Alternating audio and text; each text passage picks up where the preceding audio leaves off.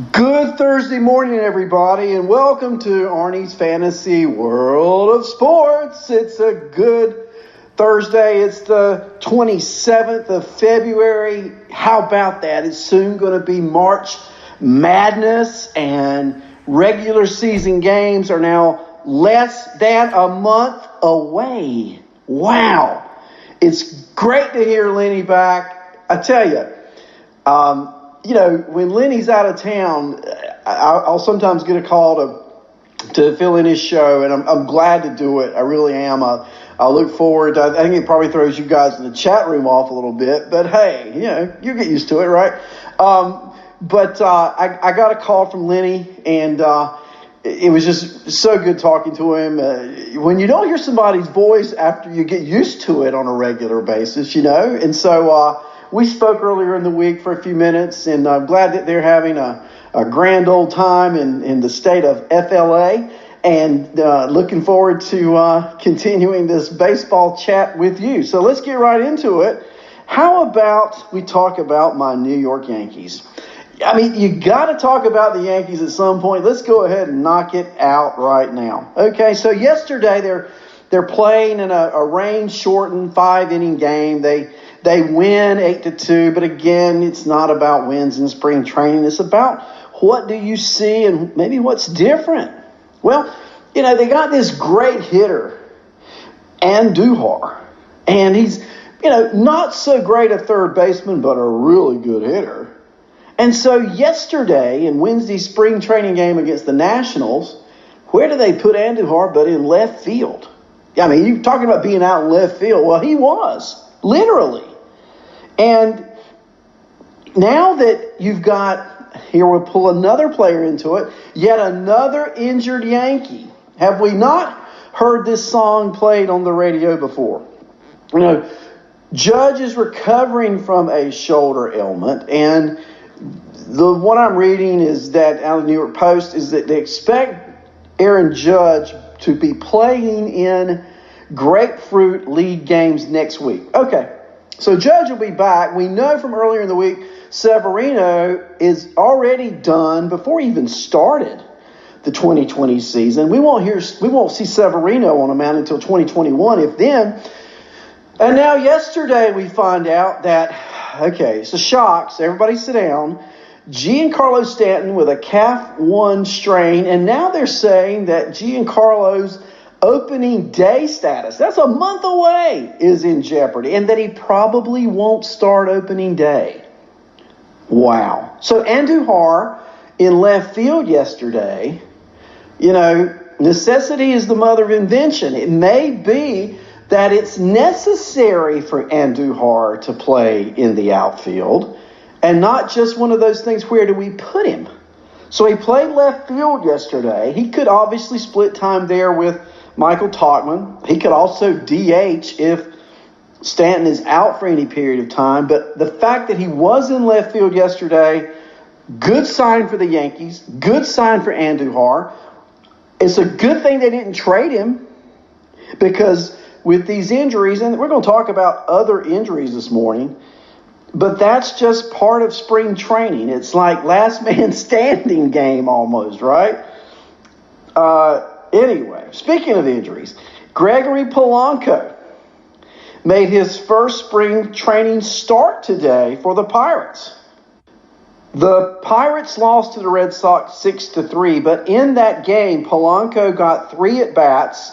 He got a hit. He did strike out, left a runner on base, but the fact that he got a hit but got 3 at-bats is crucial for Pittsburgh and for Polanco. Now, Polanco is a risky draft pick. Probably not as risky as Giancarlo Stanton, but he's a risky draft pick because tell me the last season he played a full season. Has he ever? He played 42 games in 2019 due to issues with that surgically repaired left shoulder. Now he's without limitations coming into the spring. He goes 1 for 3 yesterday, gets a hit. The thing with Polanco, he's going to be a great value if he stays healthy. He's got speed. I think he steals more than 15 bases if he plays all year. Power. probably hits 25 home runs, should hit for decent average. He's a great late round pick in fantasy drafts this year. So real encouraging there. Not all the news is gloom and doom when you talk about injuries. Here's with an injured player who actually played, and it's looking more and more like it's going to be, a good year for Pirate outfielder Gregory Polanco. So let's talk about another injury. There's a player out in Anaheim, and I was listening to radio yesterday, and there was a lot of talk about the Angels. And there was an interview done talking about their lineup, and how different players are just grind at bats and different things. And then, it's going to be a good year. Another same show, same radio broadcast, they were talking about the Phillies. And mentioning the Phillies, there was talk of Adam Hazley. Now, I mentioned Hazley earlier in the week. And so for you who heard me in the chat room, for those of you in the podcast where you heard the show, Adam Hazley, a lot is expected, a lot of expectations for Hazley to do really well for the Phillies this year. Well, he was removed from Tuesday's spring training game. He banged his head on the ground trying to make a diving catch. And so the Phillies have placed him in concussion protocol. And so he should be fine. He should have plenty of time to recover before opening day. I'm sure this is precautionary, but we know at times injuries, one, can derail a player's mojo or his development. Also, it could lead to like a Wally Pipp situation. So Roman Quinn now has a chance to get a leg up in that center field battle in Philadelphia. So interesting to see how Roman Quinn now takes advantage of what? Of opportunity. My favorite word in fantasy baseball is always opportunity. And what do players do with that opportunity? And so Quinn, in this dogfight with Hazley, yesterday the Phillies win 5-4 in spring training. Quinn leads off, and what does he do? He goes 0 for 3. So not taking full advantage of the opportunity. I tell you who, I know it's early in spring training, but how about Segura for the Phillies hitting 444 early on this spring? Just something to think about. And he's playing third base, which means he's going to have dual eligibility at positions once he qualifies at third base for the Phillies. Phillies beat the Twins 5-4. I still love this Twins lineup, I look at it yesterday. They started Kirilloff, the rookie outfielder, who probably starts the year in AAA. But looking up and down that lineup, wow. Avila led off, but then Donaldson, Cruz, Osario, Sano. And this is just a spring training lineup for the Twins. Here's some news out of Houston that it's a little different. So Justin Verlander, scheduled to start Thursday, has already been scratched from his start today because of growing, not Growing, but Groin discomfort. So he'll miss his start today, scratched from that. Instead, he will throw a simulated game today. So the injury doesn't appear to be too serious now, does it? If he's throwing a simulated game today instead of pitching in a game, I guess they're trying to, if you will, control certain movements maybe. But he just turned 37, and the last thing you ever want to hear about a 37-year-old pitcher is they got leg problems. And so here we'll see how Verlander reacts to the skip start today. We'll see how he's performing and feeling after he goes through his side session. He has been lights out the last 2 years with Houston. He's coming off a top 15 overall fantasy player season from last season. And so I still think Verlander is a second-round pick this year. But, of course, he's got to get his work in spring training. I said this on Tuesday's show that pitching really benefits the most from spring training, getting stretched out, getting those muscles ready, getting those shoulders and arms ready over a protracted 6 or 7 week period so that you don't rush into it. And that's where, if you don't get that ample time, you rush into it, injuries are bound to happen. We'll keep our eye on Verlander. Now let's look at how his team did Wednesday. The Astros split squad. That's right, split squad. First of all, part of their team played against the New York Mets, and they beat the Mets 4-2. Now, in that game for the Mets, who I want to talk about first, Syndergaard started for New York, went 2 innings, gave up 1 hit, struck out 2, and walked none. Now, how many of you in the chat room or on the podcast, out there in podcast land, believe and think that Syndergaard may well have a really good season this year? Because I'm one of those. Now, reliever Diaz, remember Diaz saved all those games for Seattle, came over last year, and he was horrible. Well, the horrible continued yesterday in spring training. He pitched 1 inning, gave up 3 hits, 2 earned runs, and struck out 1 batter.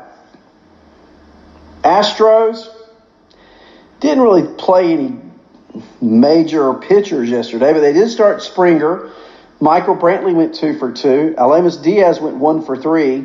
Kyle Tucker still hasn't had a hit this spring. He went 0 for 3.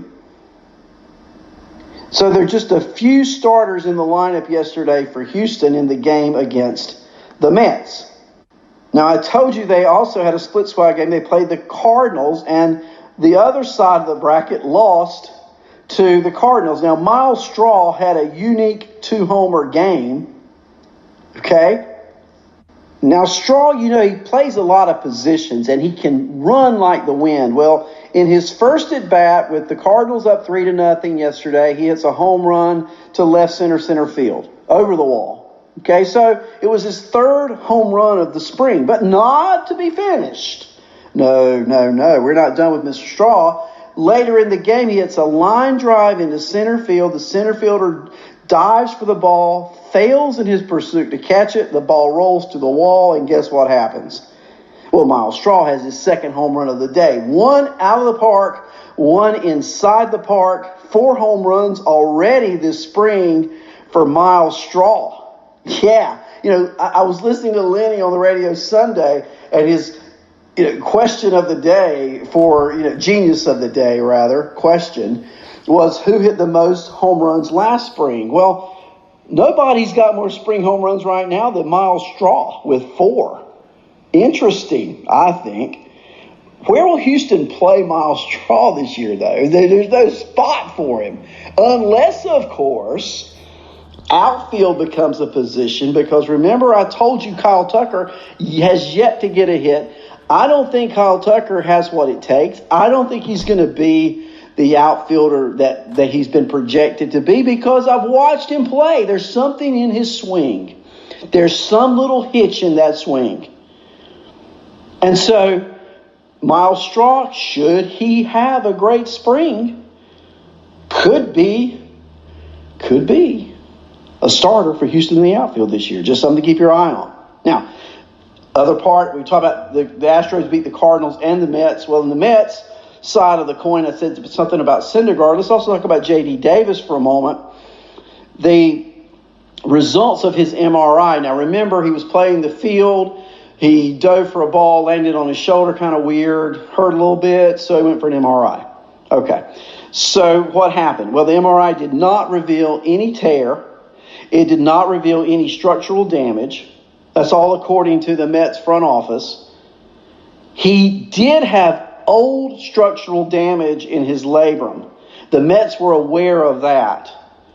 But this is a symptomatic issue, nothing that now is, re-injured or a new injury that has occurred. So for the next few days, Davis will simply rest, let the swelling go down. He's been getting reps at third. He's been getting reps in the outfield. He's going to be in the lineup on a regular basis. He dodged a bullet, no big injury, just swelling that'll go down.